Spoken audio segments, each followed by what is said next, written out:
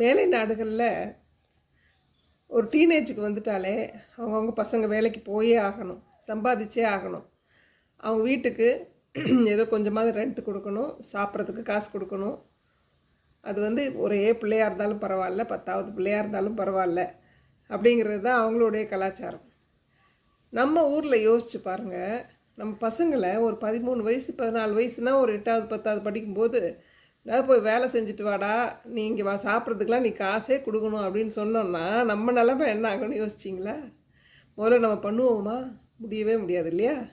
ஏன்னா நம்ம அப்படி ஏன் அப்படின்னு பார்த்தீங்கன்னா, செத்ததுக்கு அப்புறமும் சொத்து கொடுக்கணும்னு நினைக்கிறான் பசங்க. அம்மா அப்பா என்ன நினைக்கிறோம்? சாப்பிட்ற வரைக்கும் நமக்கு சாப்பாடு போடணுன்னா அம்மா அப்பா எதிர்பார்க்குறோம். ஸோ இந்த எதிர்பார்ப்பு அப்படிங்கிறது எவ்வளோ பெரிய ஒரு பல கஷ்டங்களை கொண்டு போய் கொடு.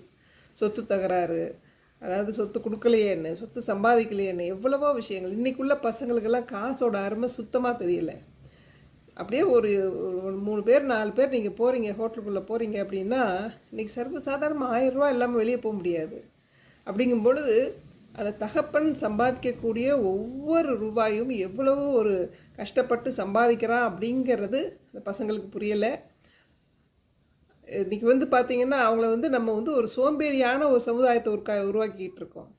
செல்ஃபோனு, அப்புறம் பார்த்திங்கன்னா கேம்ஸ் விளையாடுறது, ஒரு வெளியே போகாமல் வீட்டுக்குள்ளேயே இருந்து அந்த ஃபோனோடையே கிடந்து, இப்படிப்பட்ட ஒரு சமுதாயம் நாளைக்கு போய் அவங்க சொந்த காலில் நின்று அவங்க குடும்பத்தை எப்படி காப்பாற்ற போகிறாங்க? அதில் யாருமே நம்ம யோசிக்கலை.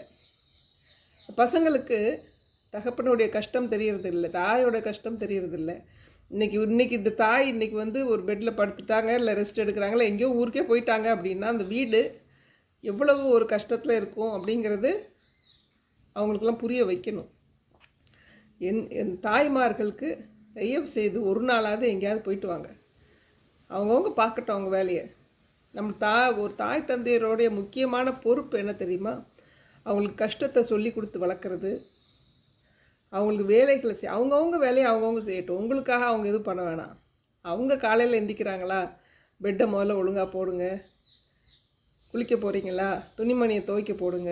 முடிந்தால் அவங்களே துவைக்க சொல்லுங்கள். இன்றைக்கி எல்லார் வீட்லேயும் வாஷிங் மிஷின் இருக்குது. போட்டு பட்டனை தட்டினா துவைக்க போகுது, எடுத்து காய வைக்க போகுது. அதனால் அவங்கவுங்க வேலையை அவங்கவுங்களுக்கு சொல்லிக் கொடுங்க. நீங்கள் அவங்கள சம்பாதிக்கலாம் ஒன்றும் அனுப்ப வேண்டாம் டீனேஜ்லேயே. ஆனால் காசோடைய அருமை கட்டாயமாக தெரிய வேணும். நீ இன்றைக்கி நீ ஃபோனில் இவ்வளோ நேரம் ஸ்பெண்ட் பண்ணுற அப்படின்னா உன் டேட்டாக்கு நான் இவ்வளோ காசு கொடுக்குறேன். நீ எனக்கு இந்த வேலையை பண்ணு, நான் பே பண்ணுறேன், அதுக்கப்புறமா